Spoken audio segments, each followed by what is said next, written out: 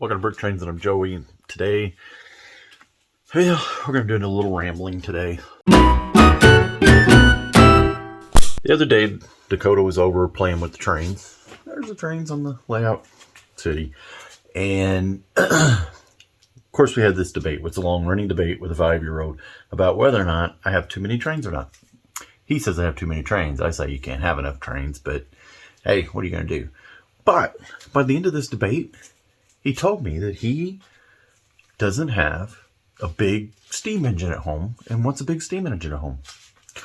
I said, okay, well, let's talk about it. So what we came up with after a couple back and forth, which train does he want? What kind does he want? A Hudson or a Berkshire does he want? What's he want? He come up with, out of left field, I want a daylight. Well, actually, instead of sunlight, but a daylight. And I was like, a daylight? I haven't even made a daylight for myself. Because it's tricky. It's tricky, especially when you model in 6-wide like I do. If and I'm not saying making one an 8-wide is easier, but when you go just a little bit bigger scale, it does make it a little bit easier to get the details in there, right? I'm not saying that it's easier, one's easier than the other, right? That's why I call this the Ramble, right? Also, the Ramble is the name of the, way back, they used to have excursion trains. Reading was one of them that had excursion trains when steam trains were still new. And they called them the Reading Rambles. I think they're still doing some, probably not frequently or as frequently, but I think every once in a while they still do a Reading Ramble. Maybe they do them all the time. If somebody knows if they're still doing Reading Ramble somewhere, let me know. Okay, so back to the daylight. He wants a daylight. I'm like, okay, I guess I'm making a daylight now.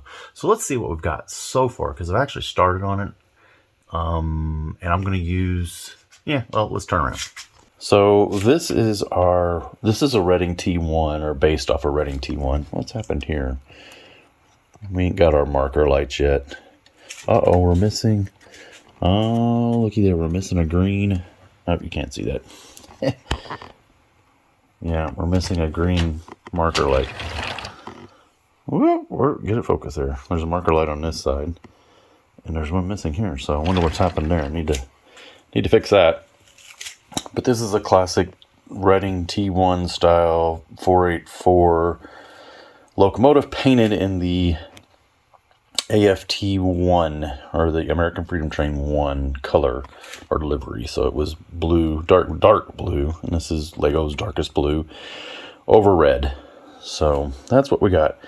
The daylight is a GS2 GS4, which is also still a 484 configuration. So we're going to use that basic setup, and we already have it here. So this will be the platform. There's our welder. He's getting to work. So yeah, we have plates here and plates here, because this is the leading and trailing trucks are going to slide underneath the body of the train.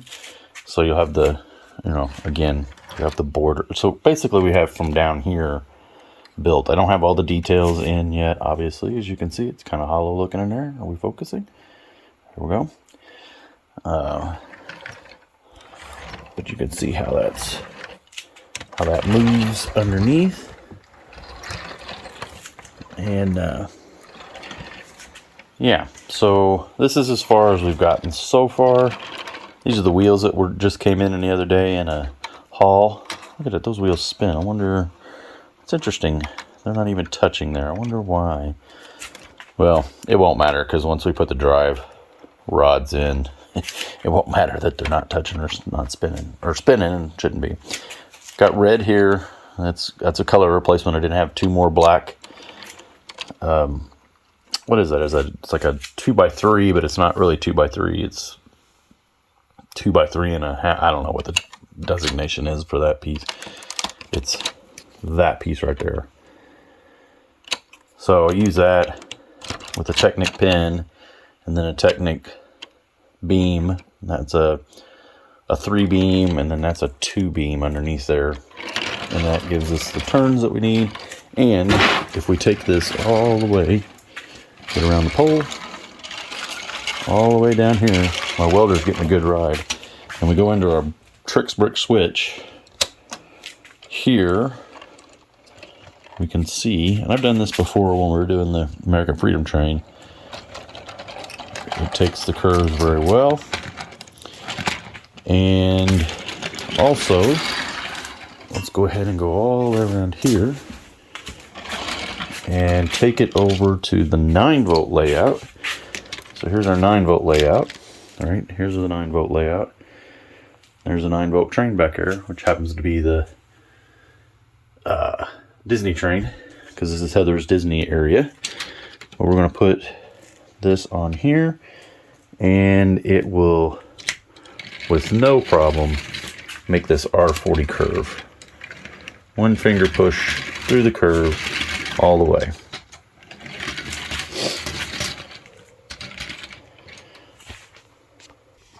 And it's important to me that it is able to make the R40 curve, because at Dakota's house, they do not have any wide radius track.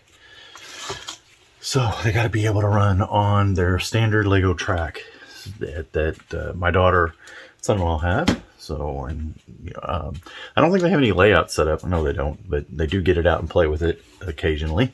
And I say occasionally, I don't know how often they get it out and play with it, but they do get it out and play with it. So that's what we're working on. A daylight. If you don't know what the daylight is, here's a picture of the daylight. I already started working on the orange, as you probably saw in the haul the other day. I definitely will use these wheels. And then here are some of the orange that we're going to use for the for the sidings, the skirts and stuff on the sides of the trains. I'm not sure yet. This is really going to be kind of touch and go. The daylight with that skirt around the front kind of gets tough to model. So I mentioned I'm doing this one, or did I mention I'm doing this one completely in L-Draw? But I've designed, this is kind of a basic design that I've used several times. This setup, and like I said, it's worked really good for me. I like to have trains that run. I don't like to have trains that sit and you just look at. So, a couple of the things that I need. It needs to go around R40, because it's still got to take the regular Lego switches. It's got to take the regular Lego track if it's, we're going to go somewhere other than my layout, which has the wide radius track. So yeah, it's got to take the corners, and it also has to have playability. It's got to run. I can't have it just pieces falling off. It's still Lego. It still bounces around. It's still going to come apart at times. It's tough designing something that absolutely nothing is going to ever fall off. Stuff's going to fall off unless you're going to use Craggle. I still contend that if you do a little bit of white glue, just the smallest amount of white glue, warm soapy water will take that apart. None of my trains have white glue on them though. Let's look real quick at the L-Draw model that I got so far. This is the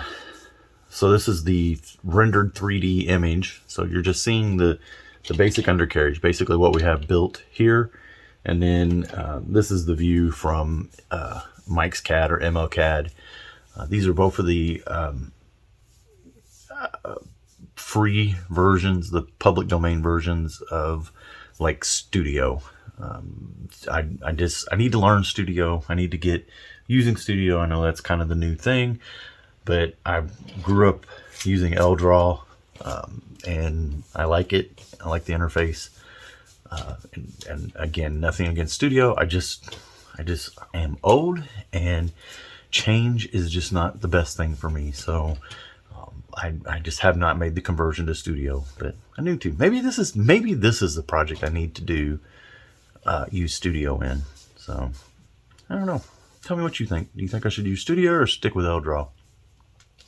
It's hard for me to go to Studio because I can do everything I want in L-Draw. The first time that I can't get a part in L-Draw, and I'm patient, I gotta wait for the parts, and And I don't know about Studio and the vintage parts. I'm not sure how many of the vintage parts they have. Maybe they have them all. I don't know.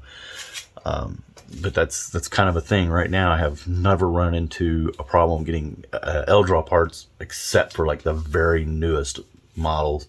And then if you're part of the community and you know where to look, they're usually somebody has already started on them. And then there's about every year or so they release a bunch of new parts. So I don't know. I don't know. I need to investigate Studio more. Okay, I think that is the only thing that we got going on right now. We have had a lot of sales. I put stuff all on sale, 10% in the store, in the Bricklink store. So I had like a week's worth of sales. I had like a whole bunch of sales and then nothing again. It is summertime, right? So that's what happens. But those sales did produce a lot of empty drawers. I got to go fill those drawers. And I still have drawers that I put in the store that we have never expanded into. In fact, I got, 9 cases over there, or cabinets, that still haven't even been stickered. So Heather hasn't even had to sticker them yet because we just ain't had to fill them up yet. So we've got all that to do. And I'm still working on my Spyro sub-theme review, show and tell. I don't do reviews. I just do show and tells. Still working on that. So I'm getting behind on that. It's been a day or two since we've actually seen a new Spyro set. Actually, probably not. You guys, because a couple of those were ahead of time.